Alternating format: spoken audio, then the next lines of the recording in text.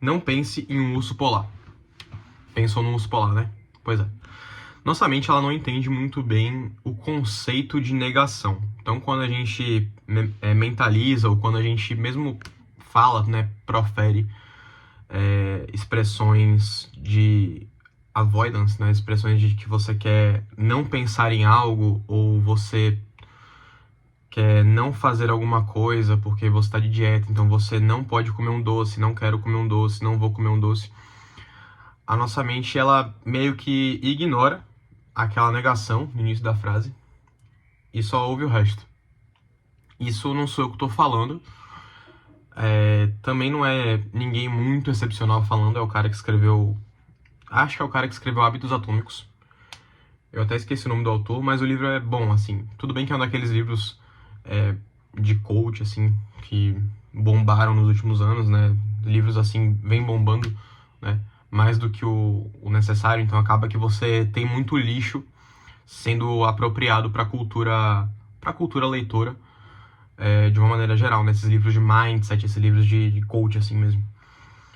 Mas o autor de Hábitos Atômicos, ele fala essa parte que ficou retida na minha cabeça por muito tempo, e eu acabei esquecendo de gravar um vídeo sobre, e hoje me veio isso à memória, né? Porque eu tô tentando entrar em dieta novamente, né? Passei por um período mais conturbado da minha vida, muitas coisas pra fazer, dormindo muito pouco. E aí fica mais fácil de você ter autocontrole, né? Por exemplo, não comer doce, não comprar doce e tal. Porque eu gosto muito de doce, né? Eu sou viciado em doce, principalmente doce de leite e afins. E aí ele usa esse exemplo, né? Não pense num urso polar. E na mesma hora que você lê isso, né? Não pense em um urso polar, ou que você escuta alguém falando não pense em tal coisa, sua mente automaticamente pensa naquilo. E é muito difícil você tentar se convencer de não pensar, de não desejar algo, quando você utiliza a frase na negativa, entendeu? Quando você... Vou usar o exemplo da dieta, que é o exemplo que a gente está seguindo aqui, né? Então, não quero comer doce, ou não posso comer doce. Sua mente, ela vai interpretar justamente com a parte do doce, né? Ela não vai se ligar que você tá querendo não fazer aquilo, porque para você negar alguma coisa, a coisa tem que primeiro ter existido, certo? Então, para você negar um pensamento, você tem que pensar esse pensamento e negar ele.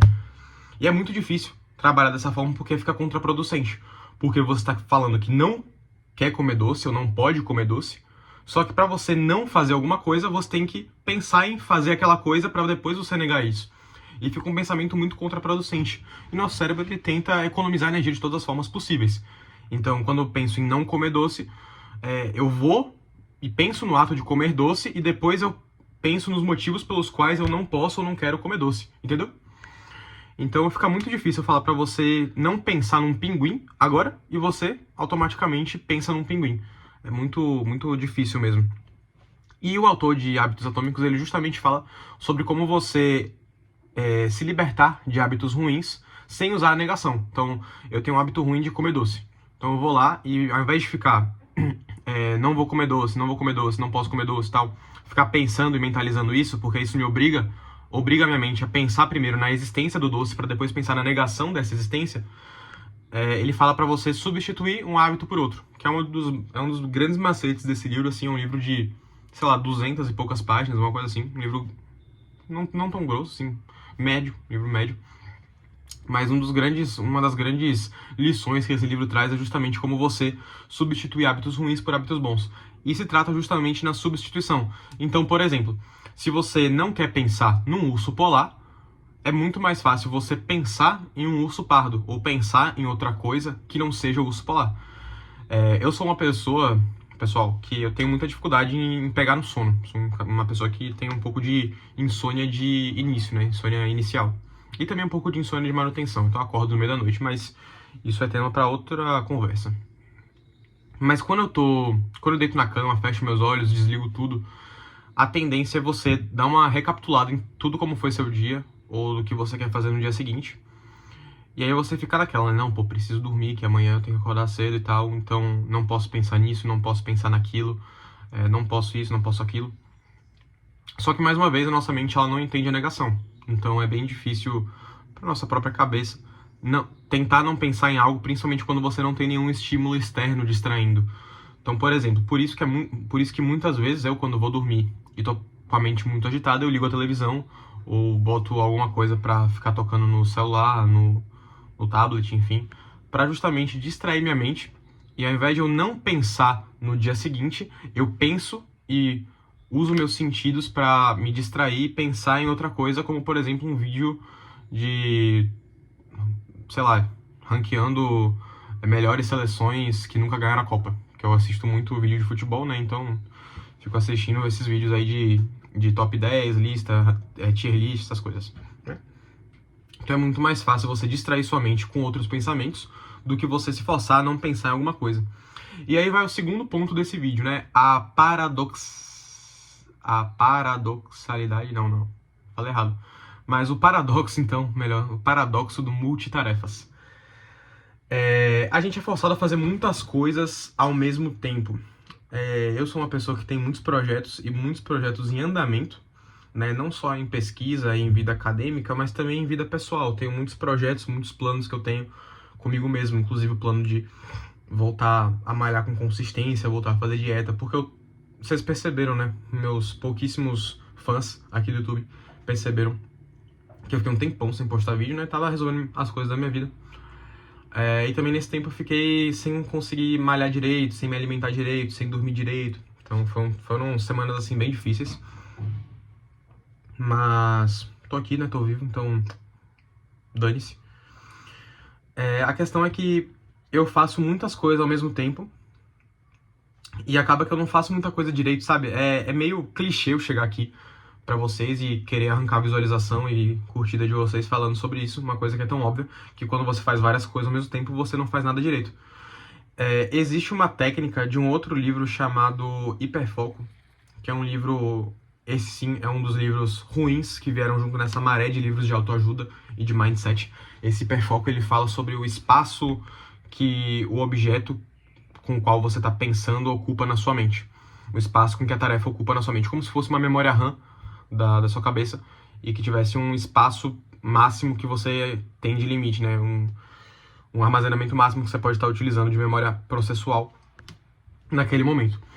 E quando você faz multitarefas, você acaba competindo sua atenção com diversos sentidos, dos 5 sentidos, né? Não sentidos de outro significado. O que eu quero dizer com isso?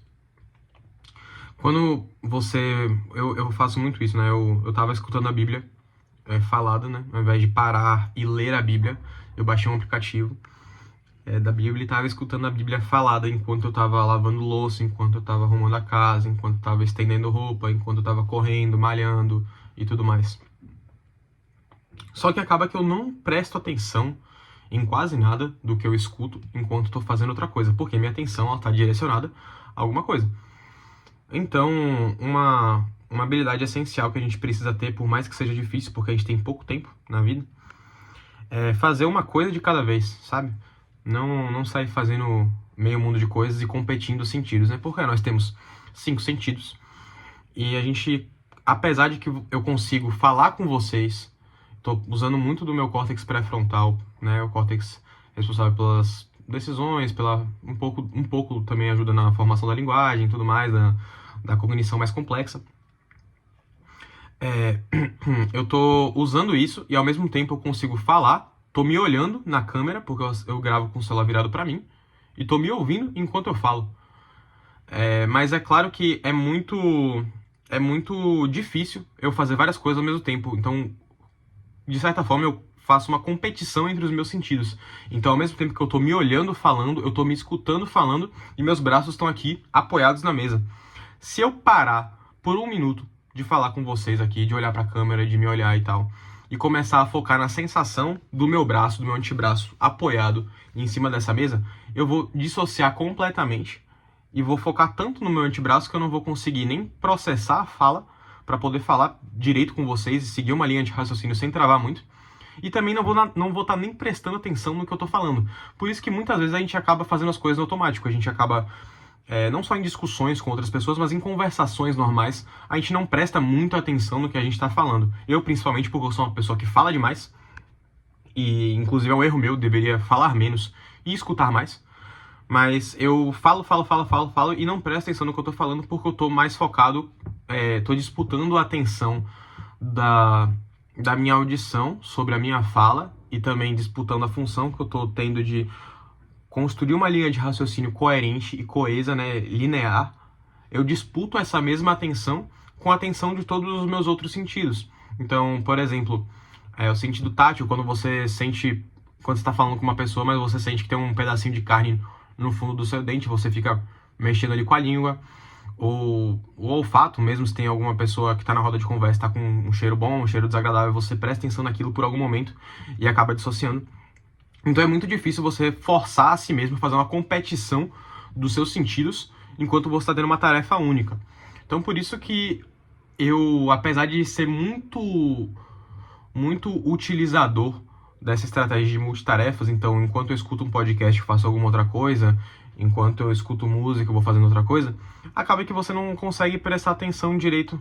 Então, quando você vai dar uma caminhada, tudo bem, eu corro de vez em quando numa praça e é sempre o mesmo ambiente. E aí acaba que eu corro com música, né? Academia, mesma coisa, vou malhar na mesma academia, então tô sempre com música. Mas se eu for fazer uma caminhada na praia ou em um lugar diferente, eu não vejo sentido nenhum em fazer essa mesma caminhada escutando um podcast ao mesmo tempo.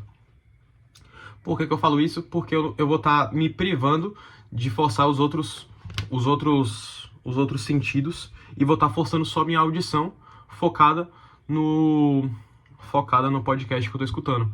E olha que talvez nem isso eu consiga fazer direito, porque eu vou olhar um cachorro correndo na praia, vou sentir o vento batendo na minha pele, batendo no meu cabelo, jogando meu cabelo para trás, e vou acabar tendo uma disputa de sentidos nessa corrida, né? Então, por isso que é importante a gente fazer uma coisa de cada vez. Não sair botando um fone de ouvido e ouvindo um podcast toda vez que você for fazer alguma outra coisa, principalmente se for uma coisa nova e que tenha várias outras sensações com as quais você não está acostumado. Então eu, por exemplo, que não corro em praia, se eu for correr na praia, sem fone, focando em todas as sensações que o ambiente pode me propor, inclusive auditivas, né, de pessoas, música tocando, pessoas conversando, tudo mais. O barulho dos tênis batendo no chão ou na areia. Então a gente acaba vivendo uma privação de sensações porque a gente está muito focado em fazer várias coisas ao mesmo tempo. E acaba que nem o podcast que eu estou ouvindo eu consigo fazer isso direito. Então basicamente é isso, sabe? Não pense em um urso polar. Pensou de novo, mais uma vez. A mente não entende negação. E evitar fazer competição de sentidos, dos 5 sentidos, né? Evitar fazer essa competição de 5 sentidos ou competição de múltiplos pensamentos enquanto você está executando uma tarefa. Enquanto você está fazendo uma tarefa, você tem que fazer a porra da tarefa. Por isso que não dá certo você estudar com o celular por perto ou com música.